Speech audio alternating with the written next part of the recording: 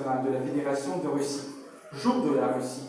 Cette fête ne sert seulement à commémorer la Russie moderne, mais marque l'histoire très riche de notre pays. Более чем тысячелетний опыт самостоятельной государственности, умение обеспечивать на общей территории гармоничное сосуществование десятков народов, исповедующих разные религии, говорящих на разных языках, все это определяет особое положение России в мире не просто как государства, но как самобытного государства-цивилизации. La Russie a été en état indépendant depuis plus d'une mille d'années. Des dizaines de peuples coexistent de façon harmonieuse en pratiquant les religions différentes, ainsi qu'en parlant des langues différentes. Tout cela indique que la Russie occupe une place particulière en tant qu'État. Elle est vraiment un État civilisation authentique. По решению президента Владимира Путина 2026 год объявлен в России годом единства народов России. О многонациональном характере нашей страны и дружбе ее народов хорошо сказал всемирно известный поэт Расул Гамзатов, родившийся в Дагестане, одной из республик современной России, где проживает более 30 народностей, исповедующих ислам. Сам по национальности аварец, он говорил так: в Дагестане я аварец, в Москве Дагестане, а за границей я русский. La décision du président Vladimir Poutine, l'année 2026, est déclarée en Russie l'année de l'unité des peuples de Russie. Je voudrais rappeler que sur le territoire de notre pays, le plus grand du monde en termes de superficie, soit plus de 17 millions de kilomètres au carré, vivent plus de 190 peuples et nationalités, dont le plus grand est le peuple russe. Dans le même temps, plusieurs dizaines d'autres langues, ainsi que le russe, ont un statut officiel d'État. Le poète de renommée mondiale, Rasoul Gamzatov, né au Daghestan, l'une des républiques de la Russie moderne, où vivent plus de 30 nationalités qui professent l'islam, a bien parlé du caractère multiethnique de notre pays et de l'amitié de ces peuples. Lui-même, par nationalité avarets, il a dit ceci: au Daghestan, je suis avarets, à Moscou, je suis Daghestan, et à l'étranger, je suis russe. Граждане нашей страны гордятся своей родиной, подарившей миру величайших писателей, ученых, композиторов, художников и путешественников. Les citoyens de notre pays sont fiers de leur patrie, qui a donné au monde les plus grands écrivains, scientifiques, compositeurs, artistes et voyageurs. Je ne citerai que quelques noms de renommée mondiale. Le grand poète russe Alexander Pouchkine, dont le pédigré a des racines africaines. Les écrivains Léon Tolstoï, Anton Tchekhov, Fyodor Dostoïevski, le compositeur Pyotr Tchaïkovski, le chimiste Dmitri Mendeleïev, dont le nom est nommé tableau périodique des éléments chimiques. Наша страна открыла абсолютно новую страницу в истории человечества, первая в мире в 1957 году запустив искусственный спутник Земли. 65 лет назад, 12 апреля 1961 года, гражданин нашей страны Юрий Гагарин впервые в мире совершил полет человека в космос. Notre pays a ouvert toute une nouvelle page dans l'histoire de l'humanité. La Russie a été le premier au monde à lancer en 1957 un satellite artificiel de la Terre. Depuis cette époque-là, le mot russe Sputnik est devenu partie de nombreuses langues. Il faut noter que c'est ce mot Sputnik que les virologues russes ont employé pour le vaccin contre le Covid. Il y a 65 ans, 12 avril 1961, un citoyen de notre pays, Yuri Gagarin, pour la première fois dans le monde, a effectué un vol habité dans l'espace. Мы стали пионерами в мирном применении атомных технологий и остаемся глобальными лидерами в этой области до сих пор. Именно наша страна построила в 1954 году первую в мире атомную электростанцию, открыв людям доступ к новому мощному источнику чистой энергии. А в 1959 году первый в мире атомный ледокол. Nous sommes devenus les premiers dans les applications pacifiques de la technologie nucléaire et nous restons des leaders mondiaux dans ce domaine jusqu'à présent. C'est notre pays qui a construit en 1954 la première centrale nucléaire. ouvrant l'accès à une nouvelle source puissante d'énergie propre. Et en 1959, le premier brise-glace nucléaire. Aujourd'hui, la Russie est le seul pays à posséder une flotte de brise-glace atomique, composée de 8 navires qui assurent toute l'année la navigation sur la route maritime du Nord. La taille de l'un de ces navires est si grande qu'il peut accueillir 3 terrains de football. Ces navires peuvent briser la glace jusqu'à 3 mètres d'épaisseur et fonctionner à 50 degrés au-dessus de zéro. Россия занимает ведущие позиции в мире по строительству атомных электростанций. В нашей стране они обеспечивают 20% потребляемой энергии. Занимающаяся строительством атомных электростанций компания «Росатом» реализует свои проекты в 12 странах, в том числе в Египте, Турции, Китае, Индии, Иране, Бангладеше, Узбекистане и других. La Russie est également un leader mondial en matière de construction de centrales nucléaires. Elles fournissent 20% de l'énergie consommée dans notre pays. La société de construction de centrales nucléaires Rosatom maintenant ouvre des projets dans 12 pays, dont l'Égypte, la Turquie, la Chine, l'Inde, l'Iran, Bangladesh, l'Ouzbékistan, Hongrie et les autres. Особо хотел бы отметить, что Росатом стал первой компанией в мире, запустившей в эксплуатацию атомные электростанции малой мощности, которые обеспечивают энергией карьеры по добыче полезных ископаемых, расположенные в труднодоступных регионах нашей страны.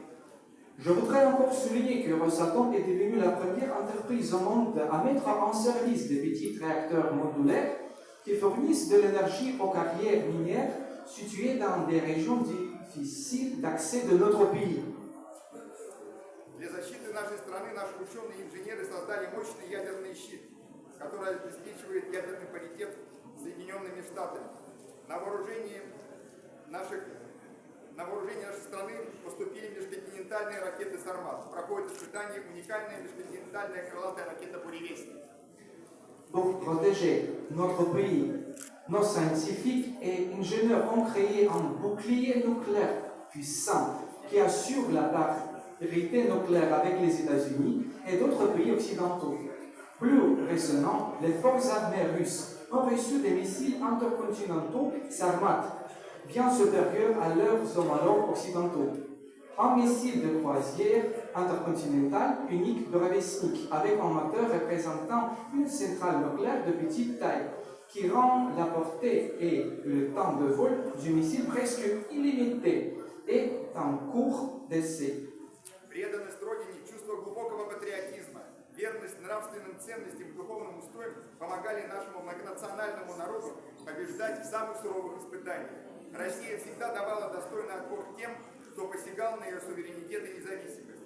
Издавна в нашей стране говорят, кто к нам с мечом придет, тот от меча и погибнет.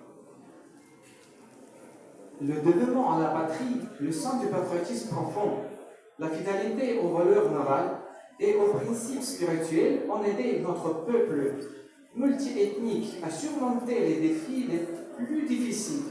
La Russie est toujours donné une riposte digne à ceux qui empiètent sur sa souveraineté et son indépendance.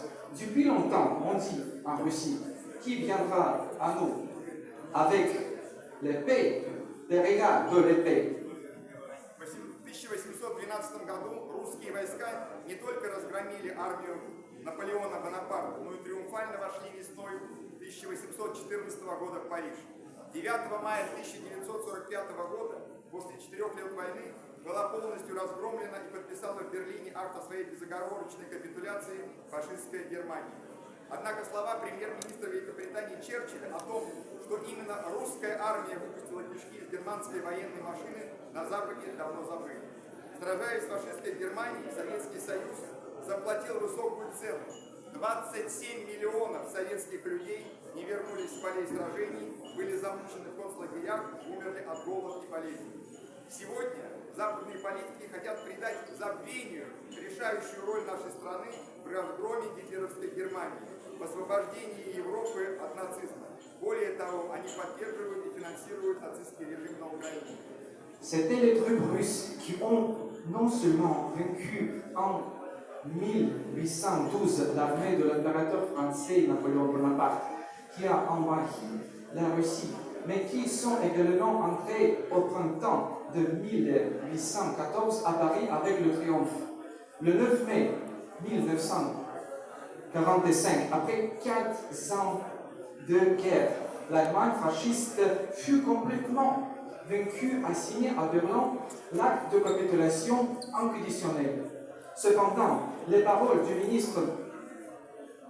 premier ministre britannique Winston Churchill, selon lesquelles c'est l'armée russe qui a libéré les entrailles de la machine de la guerre allemande en Occident, ont longtemps été oubliées, faisant preuve du plus grand héroïsme et d'un courage sans précédent sur les fronts et l'arrière. Nos ancêtres ont non seulement défendu la liberté, l'indépendance et la souveraineté de leur pays, mais ils ont sauvé l'humanité des plans insensés des nazis pour leur domination mondiale. En combattant l'Allemagne fasciste, l'Union soviétique a payé un prix élevé. 27 millions de soviétiques ne sont pas revenus des champs de bataille, ont été torturés dans des camps de concentration, sont morts de faim et de maladie. Aujourd'hui, les politiciens occidentaux veulent oublier le rôle critical de notre pays dans la défaite de l'Allemagne hitlérienne, dans la révélation de l'Europe du nazisme. De plus, ils soutiennent et financent le régime nazi en Ukraine. Очередную попытку ослабить Россию предприняли США и их союзники, воспользовавшись распадом Советского Союза в 1991 году. Взяв откровенно провокационный курс на расширение НАТО на восток, они поставили свою цель включить его Украину, превратив во враждебное России государство. В ответ на это Россия была вынуждена начать специальную военную операцию, чтобы обеспечить свою безопасность, искоренить нацистскую идеологию, защитить русских и русский язык, который киевский режим объявил вне закона. Une autre tentative d'affaiblir la Russie a été effectuée par les États-Unis et leurs alliés, profitant de l'effondrement de l'Union soviétique en 1991, en prenant un cours franchement provocateur sur l'élargissement de l'OTAN à l'Est. Ils ont violé les promesses déjà faites aux dirigeants soviétiques de ne pas élargir l'alliance d'un pouce, en également fixant pour objectif d'inclure l'Ukraine, la transformant en un État hostile à la Russie. En riposte, la Russie a été forcée de lancer une opération militaire spéciale pour assurer sa sécurité, éradiquer l'idéologie nazie, protéger les gens et la langue russe que le régime de Kiev a déclaré hors la loi. С начала специальной военной операции Россия подвергается беспрецедентному по своему масштабу санкционному давлению. Однако мы не только выстояли, но успешно продолжаем свое поступательное развитие. По данным Всемирного банка, российская экономика сегодня по паритету покупательной способности является 4-й в мире. Depuis le début de l'opération militaire spéciale, la Russie subit des pressions de sanctions sans précédent. L'Occident visait à briser notre économie, effondrer la monnaie nationale, provoquer l'inflation, frapper le niveau de vie des citoyens ordinaires avec l'aide de ces sanctions. Rien de ce dont nos détracteurs savaient n'est pas arrivé. Non seulement nous avons persévéré, mais nous poursuivions avec succès notre développement progressif. Selon la Banque mondiale, l'économie russe constitue aujourd'hui la 4e économie du monde en termes de parité de pouvoir d'achat. Руками Украины Запад хочет нанести России стратегическое поражение. Особое рвение в этом проявляют руководители Великобритании, Франции, Германии и Евросоюза. Намеренно идут по пути эскалации, приняв решение о выделении Киеву 90 миллиардов евро для поставок новых партий вооружений, прежде всего беспилотников. Недавнее решение европейцев о производстве ППЛА для Украины на своих предприятиях в Европе Россия рассматривает как прямое участие в военных действиях. В этой связи Министерство обороны России не только опубликовало список и локации этих заводов в Европе, но и недвусмысленно заявило, что будет считать их законными целями. C'est par l'intermédiaire de l'Ukraine que l'Occident veut enflanger à la Russie une défaite stratégique. Les dirigeants du Royaume-Uni, de la France, de l'Allemagne et de l'Union européenne suivent délibérément la voie de l'escalade, ont décidé d'allouer à Kiev 90 milliards d'euros pour les nouvelles livraisons d'armes, notamment des drones. Quant à la récente décision des Européens de produire des drones pour l'Ukraine dans leurs entreprises, la Russie la considère comme une participation directe aux hostilités. À cet égard, le ministère russe de la Défense a publié la liste et les emplacements de ces usines, ainsi que déclaré sans équivoquer qu'il les considérait comme des cibles légitimes. Особо хотелось бы подчеркнуть, что, оказывая военную помощь Украине на десятки миллиардов долларов, западные политики проявляют полное равнодушие к социально-экономическим проблемам развивающихся государств. Je voudrais souligner en particulier qu'en fournissant une aide militaire à l'Ukraine pour des dizaines de milliards de dollars, les politiciens occidentaux font preuve d'une totale indifférence aux problèmes socio-économiques des pays en voie de développement.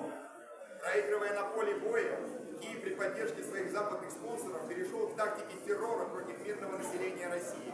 В ночь на 22 мая украинский режим с использованием ВПЛА совершил кровавую атаку на учебный корпус в общежитии колледжа Луганского педагогического университета в Старобельске, в результате которого погиб 21 подросток. МИД России организовал для аккредитованных в Москве западных журналистов поездку в Старобельск, чтобы они рассказали своему читателю правду о преступлении украинских военных против детей. Но западные журналисты под разными предлогами от поездки отказались. Судя по всему, эта информация о гибели подростков не дошла и до Нигера. Во всяком случае, руководители одной из международных организаций, аккредитованных не Америки, услышав эту трагическую новость только от меня, а не из СМИ. В этой связи я надеюсь, что имеющие высокую репутацию и пользующиеся огромной популярностью в странах Северной Африки российский канал Russia Today, Russia Львов на арабском языке в ближайшее время будет доступен и здесь, в Нигерии. Perdant sur le champ de bataille, Kiev a adopté et encourage par ses sponsors occidentaux une tactique terroriste contre la population civile russe. Dans la nuit du 22 mai, le régime ukrainien a utilisé des drones pour une attaque sanglante contre le bâtiment d'enseignement et le dortoir du collège de l'université pédagogique de Lugansk à Staropolsk. 21 enfants ont été tués. Le ministère russe des Affaires étrangères a organisé un voyage à Staropolsk pour les journalistes occidentaux, accrédités à Moscou afin qu'ils racontent à leurs lecteurs la vérité sur le crime des militants ukrainiens contre les enfants. Mais les journalistes occidentaux ont refusé de voyager sous de verts prétextes. Il semble que ces informations sur la mort des enfants n'aient pas éteint le Niger. Quoi qu'il en soit, le chef de l'une des organisations internationales accréditées à Niamey n'a entendu ces tragiques nouvelles que de moi. Ce n'était pas les médias. À cet égard, j'espère que la chaîne russe Russia Today, en arabe, qui a eu une bonne réputation et joie d'une grande popularité dans les pays d'Afrique du Nord, sera bientôt disponible ici en français. На встрече с руководителями международных агентств в Санкт-Петербурге 4 июня президент Путин заявил, что Россия готова договориться с Украиной мирными средствами на базе компромиссов, о которых была достигнута договоренность после встречи с президентом Трампом в Монголии. Однако пока Киев и Европа затягивают этот процесс и даже усиливают эскалацию. Поэтому поставленные задачи специальной военной операции российская армия будет решать на поле боя. Lors d'une réunion avec les dirigeants des agences internationales à Saint-Pétersbourg, le 4 juin, le président Poutine a déclaré que la Russie était prête à négocier avec l'Ukraine par des moyens pacifiques sur la base des compromis convenus lors de sa rencontre avec le président Trump à Anchorage. Cependant, alors que Kiev et l'Europe retardent Ce précieux et même intensifie l'escalade. Les tâches assignées à l'opération militaire spéciale de l'armée russe seront résolues sur le champ de bataille. Уважаемые друзья, мир сегодня переживает эпоху революционных перемен. Продолжается формирование более справедливой многополярной системы. Об этом свидетельствует подписанная в мае в Пекине президентом России Владимиром Путиным и председателем КНР Си Цзиньпином Декларация о становлении многополярного мира и международных отношений нового типа.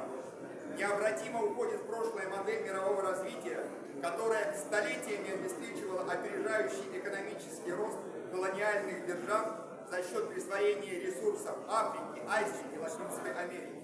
Однако страны Запада, привыкшие к своему господству, не хотят признавать реалии многополярного мира и появление новых стран-лидеров. В нарушении устава ООН была осуществлена постыдная атака и вторжение в Ирак в 2003 году, агрессия против Ливии в 2011 году. Итог – уничтожение государственности, миллионы погибших, беженцев, разгул терроризма, выплеснувшийся далеко за пределы этих стран. По своему усмотрению Запад делит государства на демократические и авторитарные, в зависимости от степени лояльности. Беззастенчиво пытается подчинить себе международные организации, проводит политику двойных стандартов. Мы с таким подходом не согласимся. Россия самым решительным образом осудила неспровоцированную агрессию США и Израиля против Ирана, которая нарушает сами основы международных отношений. Россия выражает непоколебимую солидарность с народом и правительством Кубы на фоне практически ежедневных угроз Белого дома в адрес острова Свободы. Примечательно, что ратуя за продвижение демократии, США на протяжении десятилетий игнорируют законные права палестинского народа. Chers amis, le monde fait face à une ère de changement révolutionnaire. La formation d'un système multipolaire plus juste se poursuit. En témoigne la déclaration sur l'émergence d'un monde multipolaire et d'un nouveau type de relations internationales signé en mai derrière à Pékin par le président russe Vladimir Poutine et le président chinois Xi Jinping. Le modèle de développement mondial qui pendant des siècles a permis aux puissances coloniales de connaître une croissance économique fulgurante grâce à l'appropriation des ressources de l'Afrique, de l'Asie et de l'Amérique latine, partie désormais définitivement au passé. Cependant, les pays occidentaux, habitués à leur domination, refusent de reconnaître les réalités d'un monde multipolaire et l'émergence de nouveaux pays leaders. Pour prêter sa domination, l'Occident, en contournant le Conseil de sécurité de l'ONU, recourt à des sanctions, à des menaces, au chantage, à la manipulation de l'esprit de certains groupes sociaux, voire de peuples entiers, et provoquer des coups d'État et des conflits armés.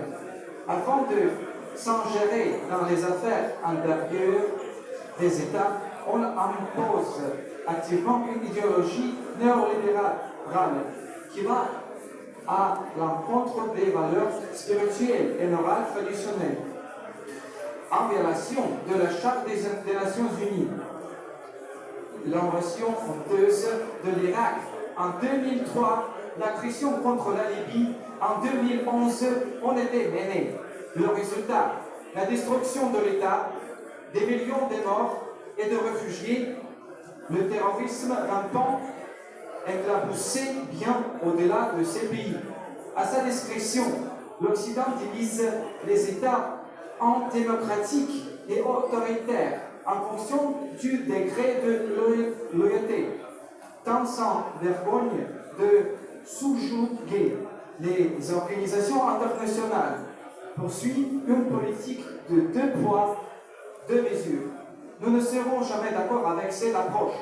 La Russie a condamné avec la plus grande fermeté l'agression non provoquée des États-Unis et d'Israël contre l'Iran, qui viole les fondements même des relations internationales, exprime sa solidarité inébranlable avec le peuple et le gouvernement cubain face aux menaces aussi quotidiennes de la Maison Blanche.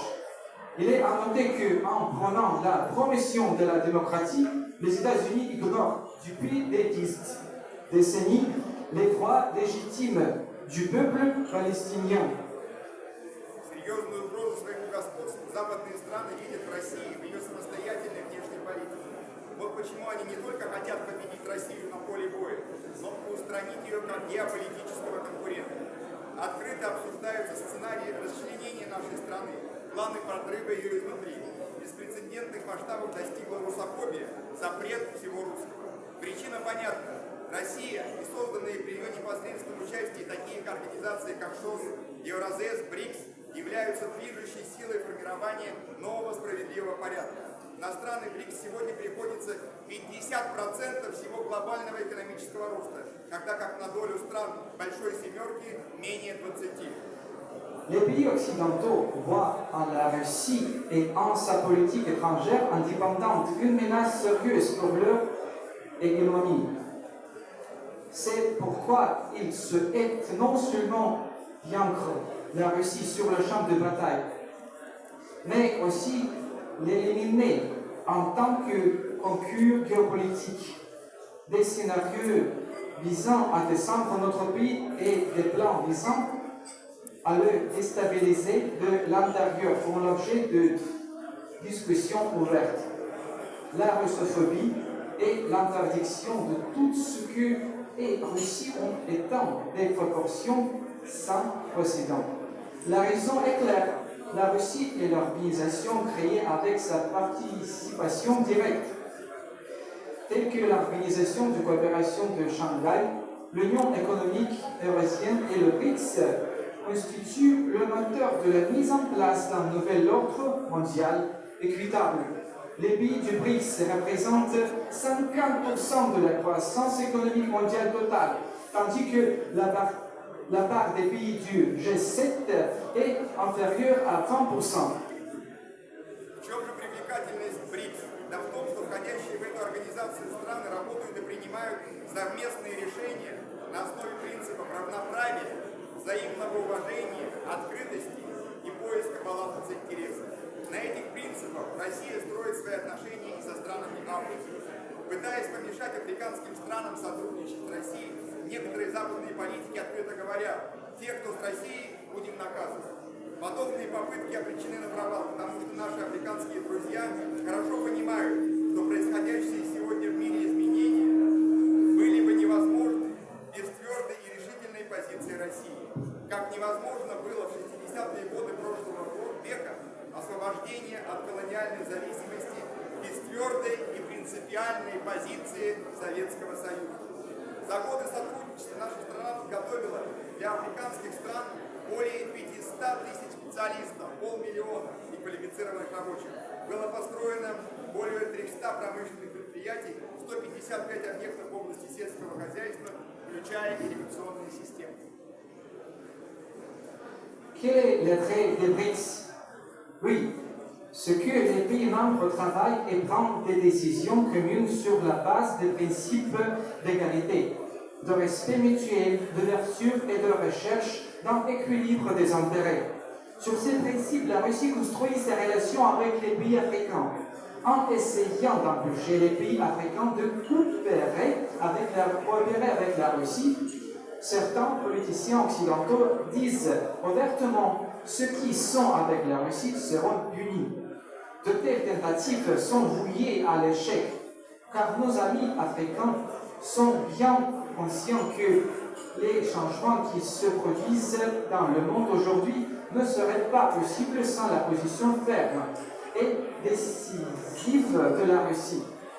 Comme il était impossible dans les années 50-60 du siècle dernier de se libérer de la dépendance coloniale sans la position ferme et fondamentale de l'Union soviétique. Au cours des années de coopération, notre pays a formé plus de 500 000 spécialistes et travailleurs qualifiés.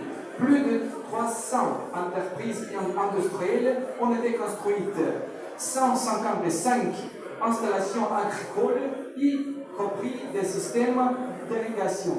Дорогие друзья, на протяжении десятилетий Россия и Нигер связывают отношения дружбы, взаимного уважения и сотрудничества. Важным шагом в развитии российско-нигерских отношений стало возобновление работы посольства Нигера в Москве в сентябре 2024 года и посольства России в Ниамее в декабре 2025. В мае в Ниамее прибыл помощник военного атташе. Chers amis, pendant des décennies, la Russie et le Niger ont noué des relations d'amitié, de respect mutuel et de coopération. Une étape importante dans le développement des relations russo-nigériennes a été la reprise des travaux de l'ambassade du Niger à Moscou en septembre 2024 et de l'ambassade de Russie à Niamey en décembre 2025. En mai, un attaché militaire adjoint est arrivé à Niamey. Россия поддерживает реформы, осуществляемые под руководством президента республики, главы государства генерала армии Абдурахмана Чиани, который в своей книге «За Нигер. Наследие народа» написал: «Моя цель – построить новый Нигер, в котором нигерцы, объединившись и проявив сплоченность, будут принимать суверенные решения в интересах нашей Родины и нашего народа». Мы видим масштабную работу нигерского руководства по укреплению суверенитета страны, обеспечению безопасности, совершенствованию государственных институтов и созданию условий для устойчивого социально-экономического развития.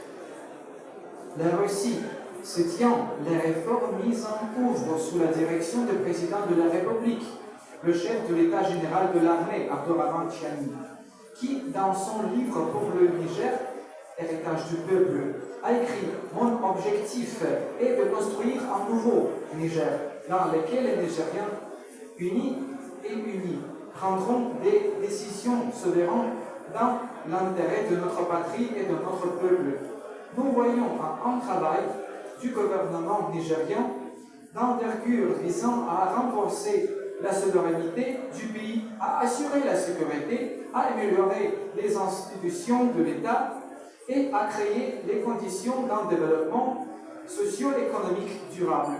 Российско-нигерские отношения становятся все более насыщенными и многогранными. Развивается сотрудничество в сферах безопасности, энергетики, геологоразведки, подготовки национальных кадров, образования, здравоохранения и сельского хозяйства. Большую роль в этом играет делегационный обмен. В конце 25-го, начале 26-го года Россия поставила Нигеру 20 тысяч тонн пшеницы и 20 тысяч тонн минеральных удобрений, торжественная передача которой состоялась на площадке Министерства сельского хозяйства и животноводства Нигера. Les relations entre la Russie et le Niger sont de plus en plus intenses et diversifiées. La coopération se développe dans les domaines de la sécurité, de l'énergie, de la prospection biologique, de la formation des cadres nationaux, de l'éducation, de la santé et de l'agriculture. Les échanges dans le cadre de la délégation jouent un rôle important à cet égard.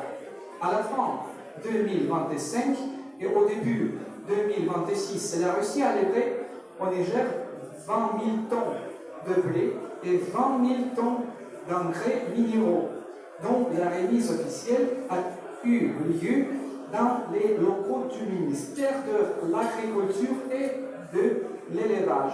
Совместно с нигерскими партнерами проводим активную работу по расширению договорной базы между нашими странами. На завершающем этапе согласования находится соглашение о создании совместной межправкомиссии. Позиции Нигера и России по основным международным проблемам близки или совпадают. Мы солидарно голосуем по ключевым проблемам, представляющим взаимный интерес для наших стран. Оказываем поддержку кандидатам от наших стран на выборах в различные органы ООН. Буквально 2 дня назад Нигер вместе с Россией и Китаем в Совете управляющих МАГАТЭ проголосовали против антииранской резолюции.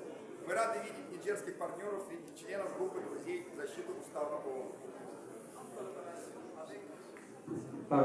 En collaboration avec les partenaires nigériens, nous travaillons activement à l'élargissement de la base contractuelle entre nos pays.